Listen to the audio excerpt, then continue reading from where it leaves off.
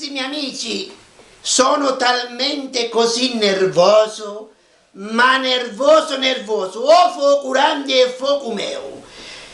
Ho detto a mio nipote che doveva andare a fare il concorso per i carabinieri. E tu, caro nipote, stai tranquillo che quando andrai a fare il concorso ti faranno delle domande, che tu sei talmente così preparato che io sono tranquillo. Basta, un nipote si è presentato alla caserma dei carabinieri e c'era il comandante, un generale, un brigadiere, un maresciallo, insomma, erano tutti presenti, no? L'hanno chiamato, lui si è seduto e gli hanno fatto alcune domande. Oh santo Dio, e dico santo Dio.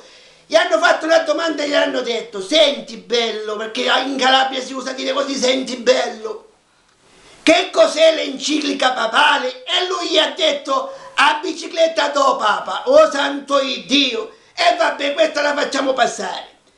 Poi gli hanno detto qual è il fattore della potenza e gli ha detto che è un contadino della Basilicata. Oh coppole, cazzo, andavamo a sbagliare. Ma lasciamo stare questo.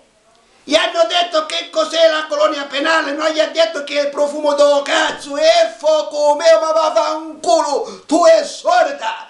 Sono nervoso, lasciatemi stare, vi saluto perché ho le cazze all'ultimo grado. E fuoco grande, non se ne può di più, e una volta questo, una volta quell'altro, e chi? Ma non ti dovevano prendere subito, non ti hanno visto che eri carabinieri, ma cosa dell'altro mondo, come non ti hanno preso io non lo so.